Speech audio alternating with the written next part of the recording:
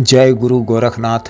नमस्कार दोस्तों, आज के इस वीडियो में मैं महापर्व नवरात्रि के उपलक्ष्य में माता कामाख्या देवी की एक बहुत ही दुर्लभ व गुप्त साधना के विषय में बताने जा रहा हूँ। साधना के क्षेत्र में जो भी साधक या साधिका वास्तव में अपना आध्यात्मिक उन्नति करना चाहते हैं और तंत्र मंत्र की सिद्धियाँ प्राप्त करना चाहते हैं, उन्हें उच्चिष्ट गणपति जी की साधना, महादेव शिव जी की साधना, महाभैरव जी की साधना, गुरु गोरखनाथ जी की साधना, गुरु शुक्राचार्य जी की साधना, महाशिव भक्त महागुरु रावण जी की साधना, अगस्त मुनि जी की साधना, इस तरह की कुछ महत्वपूर्ण देववर्ग की महाशक्तियों की साधना अवश्य ही करनी चाहिए। इन सभी साधनाओं को यहाँ बताए जाने वाली विधि व मंत्रों से सफलतापूर्वक संपन्न किए जाने से अत्यधिक आध्यात्मिक उन्नति होती है, अद्भुत दिव्यता की प्राप्ति होती है। और साधना क्षेत्र में चाहे आप सात्विक साधनाएं करें या तामसिक साधनाएं किसी भी प्रकार की या तंत्र मंत्र की कोई भी क्रिया, उसमें आसानी से सफलता प्राप्त होती है और कार्य सिद्ध होता है। क्योंकि साधना और तंत्र मंत्र की क्रिया को करने के लिए औरा का मजबूत होना यानी रूहानियत का होना अति आवश्यक है।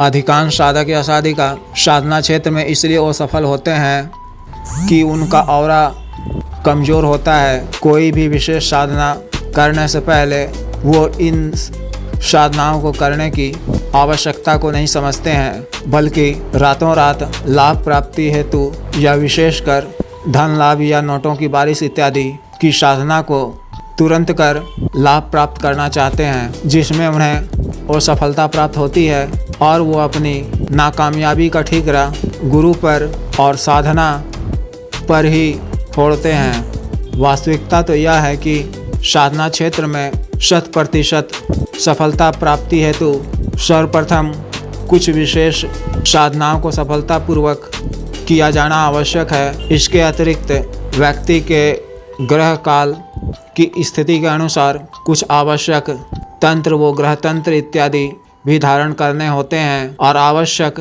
साधना सामग्री भी जो वास्तविक व असली हो उसे मंगवाना होता है। तभी विशेष लाभ प्राप्ति हेतु यानी इच्छित वस्तु प्राप्ति हेतु जब भी वो कोई विशेष साधना को करेंगे तो उसमें निश्चित सफलता प्राप्त होगी और उनका मनोवांछित कार्य भी सिद्ध होगा। अतः माता कामाख्या देवी की यह साधना भी इसी क्रम में एक अद्भुत साधना है। इस साधना को सफलतापूर्वक करने से कई तरह के लाभ प्राप्त होते हैं, जैसे कि आपकी आध्यात्मिक उन्नति होगी, औरा मजबूत होगा। फिर आप कोई भी तामसिक साधनाएं चाहे कितना भी उग्र व खतरनाक हो, किसी भी इतर योनि की साधनाएं हो या कोई भी खतरनाक से खतरनाक तंत्र मंत्र क्रिया हो, उसमें आपको सफलता प्राप्त होगी और कार्य भी सिद्ध होगा।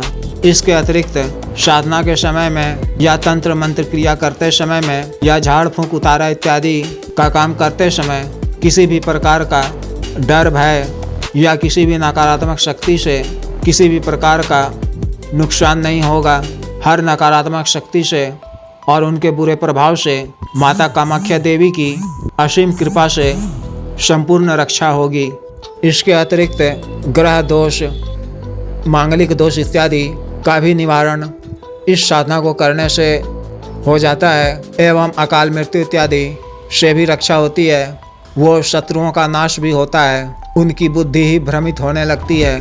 अतः साधना के क्षेत्र में माता कामाख्या देवी की साधना का एक महत्वपूर्ण स्थान है। इस साधना को कोई भी नया या पुराना साधक या साधिका कर सकते हैं या कर सकती हैं। इस विशेष साधना को आपको किसी भी कृष्ण पक्ष के रविवार से या अमावस्या की तिथि से, अगर अमावस्या रविवार को पड़े तो और भी उत्तम है, या नवरात्रि के सप्तमी अष्टमी या नवमी तिथि से या होली या दीपावली की रात्रि से भी यह विशेष साधना को शुरू कर सकते हैं। यह 7 दिनों की साधना है जिसे आपको आपके घर के किसी एकांत व खाली कमरे में करना है। प्रातःकाल में ही उस कमरे को अच्छी तरह से सफाई कर अच्छी तरह से धो पोंछ लें। फिर रात्रि समय 10 बजे से यह साधना शुरू करनी है। स्नान इत्यादि से निवृत्त होकर साफ वो शख्स धुले हुए लाल वस्त्र को धारण कर पश्चिम की दिशा में लकड़ी की एक चौकी पर लाल रंग का नया वस्त्र बिछाना है। अगर माता कामाख्या देवी की चित्र आपके पास उपलब्ध हो तो उसे वहां स्थापित करें। फिर तांबे के एक लोटे में स्वच्छ जल या गंगा जल को भर उसमें गुलाब व केवड़े का थोड़ा सा इत्र डालकर उसके ऊपर एक साबुत जटा वाला नारियल को रखें। फिर मूल मंत्र को 3 बार पढ़ते हुए नए लाल मौली धागा से 3 बार उस पर लपेटकर 3 गांठ बांध दें।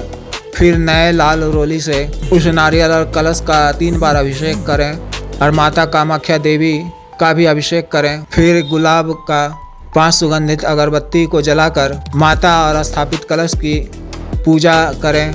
लाल ताजे पुष्प अर्पित करें। अड़हुल का अगर उपलब्ध हो तो अवश्य ही अर्पित करें। फिर मिट्टी के एक नए दीपक में गाय के शुद्ध घी से पड़ी हुई बाती वाला 2 दीपक को प्रज्वलित करें। एक दीपक की लौ को कलश की तरफ मुख कर रखना है और दूसरे दीपक को चौकी के नीचे अपने सामने कुछ दाईं तरफ रख दीपक की लौ को अपनी तरफ रखना है। फिर पीतल या तांबे के किसी पात्र में कोई लाल फल, अनार इत्यादि, लाल गुलाब जामुन, लाल या सफ़ेद बताशे माता को अर्पित करें। फिर कमरे में केवड़े के इत्र का छिड़काव कर अपने वस्त्रों पर भी इत्र का छिड़काव कर लें।